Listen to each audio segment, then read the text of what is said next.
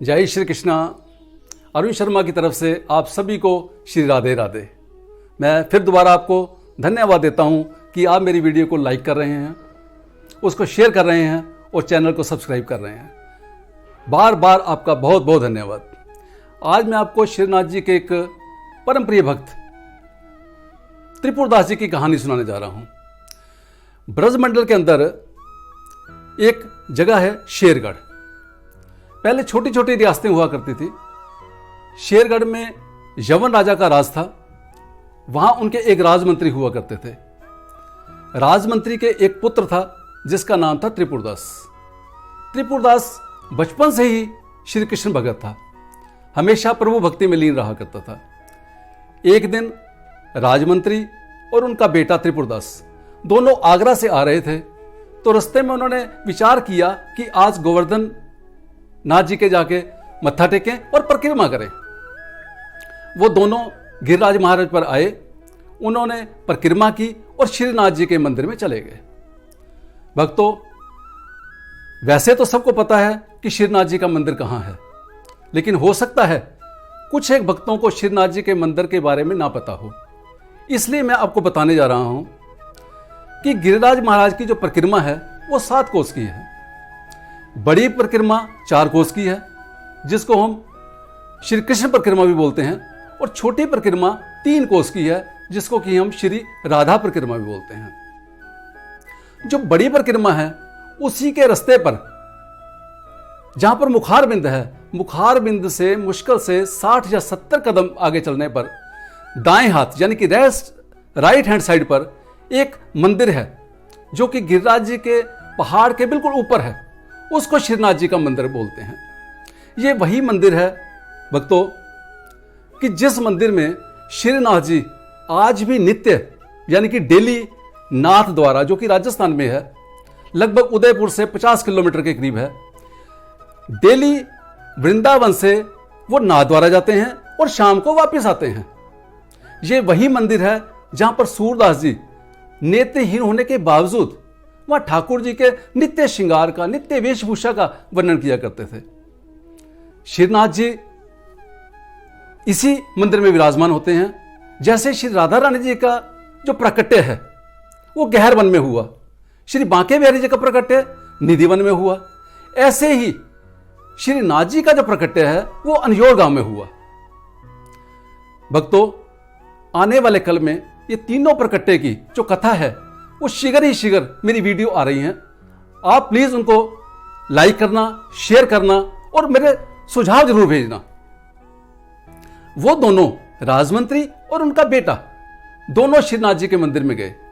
जैसे ही श्रीनाथ जी के मंदिर में प्रवेश किया तो जो उनका बेटा था त्रिपुरदास, जैसे ही उसने श्रीनाथ जी के उस विग्रह को देखा वो आनंद से भर गया। उसके आंखों से प्रेम के आंसू छलकने लग गए। उसने सोचा कि जैसे मानो मुझे सारे जगत का खजाना मिल गया हो। वो उनके चरणों को छोड़कर नहीं जाना चाहता था। उसने अपने पिताजी से स्पष्ट कह दिया कि पिताजी, अब मैं वापस आपके साथ नहीं जाऊंगा। पिता ने बहुत समझाया, लेकिन त्रिपुरदास जी ने बिल्कुल मना कर दिया कि अब मैं वापस नहीं जाऊंगा। उनके पिता जो राजमंत्री थे वापस रियासत में गए। जैसे ही रास्ते में जा रहे थे कि कुछ अज्ञात लोगों ने उनका वध कर दिया। त्रिपुरदास जी को जब यह पता चला कि उनके पिता का वध हो गया है, उनको दुख तो लगा, लेकिन उन्होंने उस परमात्मा की लीला समझकर वो शांत हो गए। उन्होंने कहा, जो मालिक जिसने जन्म दिया है वो मृत्यु दे रहा है, और वो प्रभु चरणों में फिर लीन हो गए। श्रीनाथ जी की वो निरंतर सेवा किया करते थे। एक दिन वो श्रीनाथ जी की सेवा कर रहे थे, तो वहां से जो श्रीनाथ जी के गोसाई श्री विठलनाथ जी हैं, उन्होंने उस बालक को देखा तो वो उसके पास आए। तो बालक का तेज देखने वाला था। उन्होंने बालक को पूछा कि बालक, मुझे आप अपना परिचय बताइए। तो त्रिपुरदास जी ने बोला कि मेरा नाम त्रिपुरदास है, मेरे माता पिता नहीं हैं और मैं अनाथ हूं। गोसाई जी ने बोला, बेटा आप ऐसा क्यों कहते हो कि आप अनाथ हो? अरे आपके साथ तो नाथों के नाथ हैं, आपके साथ श्रीनाथ जी हैं। यह कहकर जो गोसाई जी हैं उन्होंने त्रिपुरदास जी को ब्रह्म ज्ञान दिया। ब्रह्म ज्ञान करने के बाद वो तो अब नित्य निरंतर श्रीनाथ जी की सेवा में लग गए, और वो एक पल भी उनसे दूर नहीं रहना चाहते थे। लेकिन एक दिन गोसाई जी ने बोला कि त्रिपुरदास जी, मेरा विचार है कि अब आपको एक बार घर जाना चाहिए। गोसाई जी की आज्ञा को टाल ना सके और वापस अपने जहां उनका घर था शेरगढ़, वो वहां चले गए। जिस समय वहां पहुंचे, वहां का जो यमन राजा था, उसने जब देखा कि त्रिपुरदास आ गया है, क्योंकि उनके पिता पहले राजमंत्री थे, तो इसलिए उनके बेटे को भी उन्होंने राजमंत्री बना दिया। राजमंत्री बनाने पर किसी चीज की कमी नहीं थी, लेकिन वो उन्होंने एक नियम बना लिया कि मैं श्रीनाथ जी तो नहीं जा पा रहा, लेकिन जिस समय भी सर्दी का मौसम आएगा, मैं हर सर्दी में श्रीनाथ जी के लिए एक दगला, जिसको मतलब कि अंगरखा कहते हैं, वो गर्म बना के भेजूंगा। और वो ऐसा ही करता। जैसे ही सर्दी आती, बेशुमार कीमती जो कपड़ा होता उसको परचेज करता, उसके ऊपर चांदी का गोटा लगाता, सुंदर से करके वो गोसाई जी को भेजता और गोसाई जी श्रीनाथ जी को अर्पण किया करते। कुछ समय बीत गया, लेकिन उन्होंने मन में यह सोचा कि मैं इस नौकरी को अब ज्यादा नहीं कर सकता, क्योंकि मेरी भक्ति में विघ्न पड़ता है। आखिरकार उन्होंने अपने पद से त्याग पत्र दे दिया। त्याग पत्र देने के कारण जो राजा यमन था, उसको गुस्सा चढ़ गया। उसने जो त्रिपुरदास जी के पास जितना धन था या जो भी संपत्ति थी, सारी की सारी हड़प ली। अब तो त्रिपुरदास जी बेचारे क्या करें, अब तो दाने दाने को तरसने लग गए। वो एक पैसा भी ना उनके पास रहा और सर्दी का मौसम आ गया। अब उन्होंने श्रीनाथ जी के लिए अंगरखा भेजना था। अब वो करें तो करें क्या, सोचने लगे। लेकिन घर में देखा कि एक पीतल की दवात पड़ी हुई है, जिसको इंक पॉट बोलते हैं। वो दवात को उन्होंने जाकर मार्केट में बेचा। मार्केट में बहुत कम पैसे मिले। अब महंगा कपड़ा तो मिल नहीं सकता था। उन्होंने एक मोटा कपड़ा जो खद्दा टाइप होता है, वो वहां से परचेज किया और उसको लाल रंग से रंगाकर अपने पास रख लिया। और यह सोचा कि जो भी गोवर्धन से आएगा, उसके हाथ में उस कपड़े को भेज दूंगा।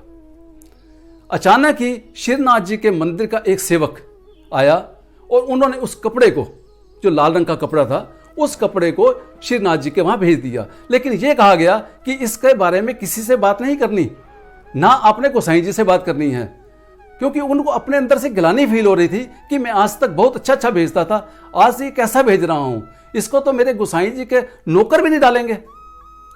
बड़ी मन में दुविधा लेकर वो जो सेवक था, उस कपड़े को लेकर श्रीनाथ जी के वहां पर आया और उसने भंडारी को वो कपड़ा दे दिया।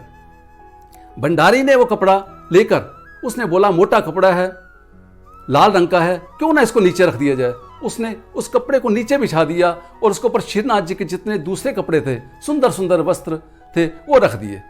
अब नेचुरली बात है, जो नीचे कपड़ा रहेगा वो पांव के नीचे भी आएगा, उसके ऊपर पानी भी गिरेगा। लेकिन ये मेरे ठाकुर से बर्दाश्त नहीं हुआ कि उनका एक भगत एक प्यार से भेंट भेज रहा है, तो उस भेंट का ऐसे निरादर किया जाए। श्रीनाथ जी ने एक लीला रची। उन्होंने गोसाई जी को बोला कि गोसाई जी, आज मेरे को ठंड लग रही है। गोसाई जी ने जो उनको ऊपर कपड़ा लिया हुआ था, वो उस कपड़े को एक और कपड़ा ऊपर कर दिया, जिसको दगला बोलते हैं। ऐसे ही फिर श्रीनाथ जी ने बोला, गोसाई जी मेरे को सर्दी लग रही है। गोसाई जी समझ तो गए कि आज मेरे ठाकुर को लीला करना चाहते हैं, लेकिन उन्होंने एक और कपड़ा लिया जो अंगरखा था, एक और उनको उड़ा दिया। थोड़ी देर बाद श्रीनाथ जी ने बोला कि गोसाई जी, आज तो मेरे को बहुत ही ठंड लग रही है। आखिरकार गोसाई जी ने अंगीठी जलाई और अंगीठी जलाने के बाद श्रीनाथ जी ने बोला कि गोसाई जी, आज मेरी सर्दी नहीं हट रही। जो गोसाई जी हैं, गोसाई जी समझ गए कि आज मेरे ठाकुर कोई ना कोई लीला रचने जा रहे हैं। उन्होंने उसी समय आदेश दिया भंडारी को कि मुझे जल्दी से जल्दी बताओ कि इस सर्दी में मेरे नाथ जी के लिए किस किस ने दगला भेजा है या अंगरखा भेजा है। लिस्ट सारी आ गई। लिस्ट में त्रिपुरदास का नाम नहीं आया। जब त्रिपुरदास का नाम नहीं आया तो भंडारी ने कहा कि गोसाई जी, त्रिपुरदास का नाम नहीं आया। इतने में सेवक बोल पड़ा, कहता जी, उन्होंने कपड़ा तो दिया था, लेकिन मुझे यह बोला गया था कि किसी से आपने बताना नहीं है। जो गोसाई जी हैं वो समझ गए। उन्होंने जल्दी से, क्योंकि जो बड़े बड़े मंदिर हैं उनके पास दर्जी उसी समय अवेलेबल होते हैं, उन्होंने दर्जी को बोला कि जल्दी से जल्दी जो नीचे कपड़ा पड़ा है लाल रंग का, इसका दगला सिलाया जाए, अंगरखा सिलाया जाए। दर्जी ने वो अंगरखा सिया उस अंगरखा को जिस समय श्रीनाथ जी को धारण कराया गया, जैसे ही धारण कराया गया तो जो श्रीनाथ जी हैं वो प्रसन्न, हल्का हल्का चेहरे पर मुस्कुराहट आ गई और उन्होंने गोसाई जी को बोला, भाई गोसाई जी अब मेरा जो जाड़ा है वो कम हो गया है। गोसाई जी ने उनके चरणों को हाथ लगाया और कहा, प्रभु आपकी लीला अपरंपार है कि एक भगत का जो दगला आपके पास आया था, आपने उसको स्वीकार करने के लिए इतने लीला रची। आखिरकार पुजारी जी उनके चरणों में नतमस्तक हो गए और उन्होंने परमात्मा का धन्यवाद किया। भक्तों, यह सच्ची बात है कि किसी इंसान में इतनी सामर्थ्य नहीं कि वो परमात्मा को कुछ दे सके, लेकिन फिर भी अगर इंसान कुछ परमात्मा को भेंट करना चाहता है तो सच्चे मन से, सच्ची श्रद्धा से भेंट परमात्मा को समर्पण करे, तभी उस भेंट को मेरे मालिक, मेरे ठाकुर भी स्वीकार करते हैं। जय श्री कृष्णा, जय श्री राधे। भक्तों, अगर आपको मेरी ये वीडियो पसंद आ रही है, प्लीज़ इसको लाइक कीजिए, शेयर कीजिए और चैनल को सब्सक्राइब कीजिए। जय श्री राधे।